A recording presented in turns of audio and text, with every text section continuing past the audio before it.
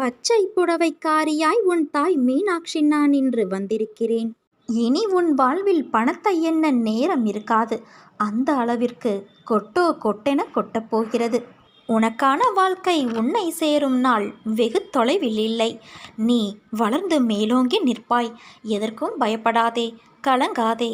உன் நம்பிக்கை, பொறுமை, எதையும் எதிர்நோக்கி தாங்கும் உணர்வுகளை விட்டுவிடாமல் தடைகள் வந்தாலும் உன் லட்சியத்தை நோக்கி முன்னேறி செல். தன்னம்பிக்கையோடு இரு.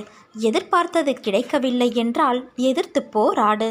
பயந்து பின்வாங்காதே குழந்தையே. நன்மையை நிலைநாட்ட பயப்பட வேண்டிய அவசியமில்லை.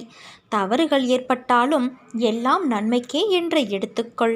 உன் கர்ம பலன்களை அளித்து அனைவரும் வியக்கும் வண்ணம் வாழ்க்கையில் உன்னை உயர்ந்த நிலைக்கு நான் கொண்டு செல்லவே போராடி கொண்டு இருக்கிறேன்.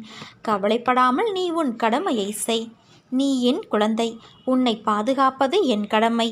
உன் சந்தோஷத்தில் என் சந்தோஷம் இருக்கிறது. அப்படி இருக்கையில் நான் உன்னை கஷ்டப்பட்டு கொண்டே இருக்க விடுவேனா? பொறுமையாக இரு. நம்பிக்கைதான் வாழ்க்கை. உனக்கு பக்கபலமாக நான் இருக்கின்றேன். என் ஆசிகள் என்றும் உனக்கு உண்டு குழந்தையே. நான் அடிக்கடி கூறுவது முடிந்தவரை எல்லோருக்கும் நன்மை செய் என்று. மனம் தளராதே, நம்பிக்கை இழக்காதே. நான் உன்னோடு தான் என்றும் இருப்பேன். வாழ்க்கையில் கஷ்டங்கள் வந்து உன்னை ஸ்தம்பித்து விட்டதாக உணர்கிறாயல்லவா? ஆனால் அது உன்னையும் உன் வாழ்க்கையையும் நல்ல திசையில் போக காரணமாய் இருந்தது. நீ போகும் பாதையில் முட்கள் உன்னை குத்தி வழி கண்டது என நினைப்பது சரிதான். ஆனால் அந்த முட்கள் உன் கால்களில் குத்தாவிட்டால் நீ மேலே நிமிர்ந்து கொண்டேதான் நடந்திருப்பாய். கீழே குனிந்து பாதை எப்படி இருக்கிறது என்று பார்த்திருக்க மாட்டாய். முட்கள் குத்தியதால் தான் அந்த இடத்திலிருந்து உன்னையும் உன் பாதையையும் நீ கவனிக்க ஆரம்பித்தாய்.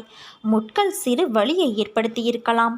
ஆனால் அது நீ பயணிக்கும் பாதை எப்படி இருக்கிறது, உன் கவனம் உன் பயணத்தில் கீழும் இருக்க வேண்டும் என்று அந்த சிறு முட்கள் மூலம் உனக்கு நான் காண்பித்தேன்.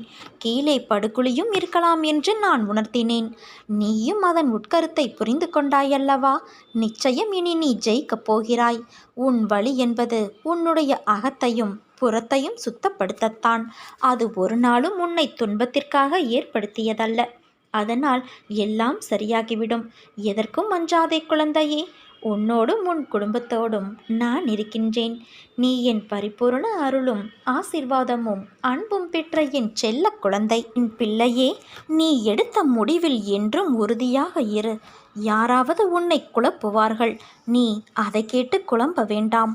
நீ எடுத்த முடிவின்படி நீ அந்த வழியிலேயே செல். உனக்கு துணையாக நான் இருப்பேன். பின்னால் வரும் காலகட்டங்களை நினைத்து வருந்தாதே. உனக்குள் இருக்கும் பக்தியும் நம்பிக்கையும் உன்னை ஒருபோதும் கைவிடாது. எல்லா காலகட்டத்திலும் நான் உன்னோடு இருப்பதால் உனக்கு எதுவும் நேராது. அஞ்சாமல் உன் முடிவை சரியாக செயல்படுத்தி உன் வாழ்வை மகிழ்ச்சியான வழியில் கொண்டு செல். நிச்சயம் நல்லதே நடக்கும். ஒரு பக்கம் விதி, இன்னொரு பக்கம் கர்ம வினை. இவை இரண்டும் தான் இன்று ஏற்பட்டுள்ள உன் சூழ்நிலைகளுக்கு காரணம். இவற்றிலிருந்து நீ மட்டும் அல்ல, எவரும் தப்ப முடியாது. ஆனால் நீ என் பார்வைக்கு திரும்பியதால் உன் வசத்தை நான் கைப்பற்றி உனக்கான அனைத்து சிக்கல்களிலிருந்தும் உன்னை விடுவித்து கொண்டு வருகிறேன். உலகத்தில் என்ன மாறினாலும் நகர்ந்தாலும் நான் உன்னை விட்டு ஒருபோதும் அகலமாட்டேன். உன்னில் எப்போதும் நான் இருப்பேன். உன்னுள் இருக்கும் நான் என்ற கேள்விகளுக்கு நீ எந்த நேரத்தில் என்னை கை காட்டி நான் தான் என்று பதில் சொன்னாயோ அப்போது முதல் நீ முக்தி என்ற ஞானத்தின் மீது சவாரி செய்து கொண்டு இருக்கிறாய் என்று அர்த்தம். நீ ஜெயிக்க வேண்டிய 2 விஷயங்கள் உண்டு. அது உன் மனமும் புத்தியும் தான். இவற்றை ஜெயித்தால் நீ வாழ்க்கையின் அர்த்தத்தை உணர்ந்து விட்டாய் என்று அர்த்தம். உனக்கான வெற்றி காலம் ஆரம்பித்துவிட்டது. என் குழந்தைகள் அனைவரின் இதயத்திலும் நான் இருக்கும்போது வழியில் நீ கதறும் ஓசைக்கு நான் எதிர் ஓசை கொடுத்து வழியை ஏற்கிறேன்.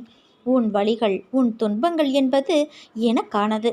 என்றும் நீ மகிழ்வோடு வாழத்தான் நான் ஆசைப்படுவேன். நீ என்னுடைய ஆலயத்தில் கால் எடுத்து வைப்பது எதை போன்றது என்று தெரியுமா? ஓட்டப்பந்தயத்தில் வெற்றி கோட்டை தொடுவது போன்றது. என்னுடைய ஆலயப்படியில் காலை வைத்தவுடனே அது உன்னை உடனே அரவணைத்து உனக்கு தேவையான அனைத்தையும் செய்ய ஆரம்பித்து விட்டது. நீ என் ஆலயப்படியில் கால் பதித்த உடனேயே உன் துன்பங்கள் அனைத்திற்கும் முடிவு வந்துவிட்டது. இங்கே எந்த கிரகத்திற்கும் வலு கிடையாது. அவை செயலிழந்து விடுவதால் உனக்கு உடனே ஆரோக்கியமும் க்ஷேமமும் தாய் விட்டு பரிசாக அளிக்கப்படுகிறது.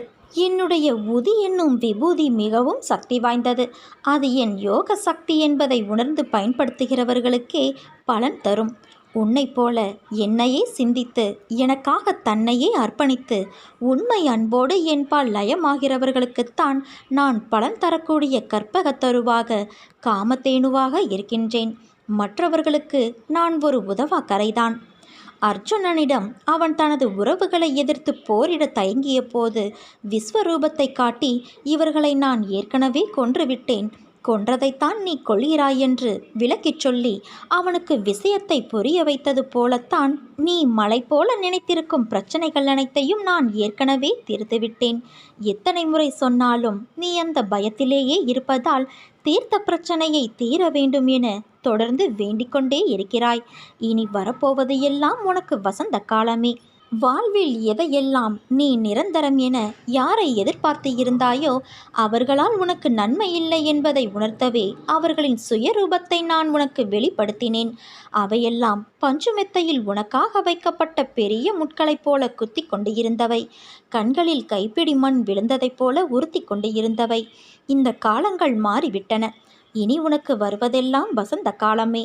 நான் உன்னை தாங்கிக் கொண்டு இருக்கிறேன் என்பதை உணர்த்துவதற்காக பலமுறை உன் கோரிக்கைகளை நான் நிறைவேற்றி தந்தேன். இக்கட்டான நேரங்களிலெல்லாம் உடனிருந்து உன்னை காப்பாற்றினேன். நீ கூப்பிட்ட நேரத்திலெல்லாம் பதில் குரல் கொடுத்தேன். உன் பிரச்சனைகள் ஒன்றும் உன்னை செய்து விடப்போவதில்லை. பெரிய துன்பம் எதுவும் இனி உனக்கு வந்து விடப்போவதில்லை. விரைவில் நீ கேட்ட யாவற்றையும் என்னை நினைத்து கொண்டு மகிழ்ச்சியோடு நிம்மதியோடு அனுபவிக்க இருக்கிறாய். இந்த உலகத்தில் அனைத்து ஜீவராசிகளும் என் கட்டளைக்கு உட்பட்டவையே. அது யாராக இருந்தாலும் விதிக்கப்பட்ட கர்ம பலன்களை அனுபவித்தே ஆக வேண்டும். இது உலக நியதி. ஆனால் உன் கர்ம பலனையும் அனைத்து ஜீவராசிகளின் கர்ம பலன்களையும் சேர்த்து நான் சுமந்து கொண்டு இருக்கிறேன். நீ செய்யும் அனைத்திற்கும் நான் கணக்கு வைத்திருக்கிறேன். எனக்கு தெரியாது என்று மட்டும் நினைக்காதே. ஒவ்வொரு செயலிற்கும் தனித்தனியாக கணக்கு வைத்திருக்கின்றேன். எல்லாவற்றையும் செய்துவிட்டு என்னை எப்படி உன்னால் அழைக்க முடிகிறது? எப்படி என் நாமத்தை உன்னால் உச்சரித்து கொண்டிருக்க முடிகிறது? உன் மனதில் எந்த சலனமும் இல்லாமலாயிருக்கிறாய்? நான் உன் பாவ மூட்டையை சுமந்து கொண்டு இருக்கிறேன். நீ செய்த தவறை உணர்ந்து கிடைத்த வாழ்க்கையை நிம்மதியாக வாழ கற்றுக்கொள். என் மீது முழுமையாக பக்தியை செலுத்து. உனக்குள் இருக்கும் கெட்ட எண்ணங்களையெல்லாம் மாற்றுவதற்கு நான் வழி செய்து கொண்டு இருக்கிறேன். உன் சுபாவத்தை மாற்றிக்கொள்ள முயற்சி செய். உன் வாழ்க்கையில் ஏற்பட்ட துயரங்களை விரைவில் அகற்றி உனக்குள் இருக்கும் கெட்ட சிந்தனைகளை நான் ஒழிக்கப் போகிறேன். காத்திரு குழந்தையே, நீ என் பிள்ளை. உன்னை கண்டிக்க புத்தி புகட்ட எனக்கு மட்டும்தான் உரிமை இருக்கிறது. கவலைப்படாமல் இரு. அனைத்தும் மாறப்போகிறது. நீயும் மாறப்போகிறாய். புது வாழ்க்கையை அனுபவிக்கப் போகிறாய். அன்று என்னை புரிந்து கொள்ள நீ முயற்சி செய்வாய். பேச முடியாமல் தவிப்பாய். என்னை தேடி அலைந்து ஓடி வருவாய்.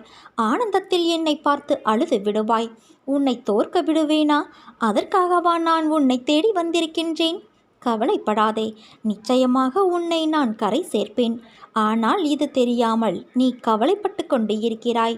நம்பிக்கையோடு இரு. நம்பிக்கைதான் வாழ்க்கை.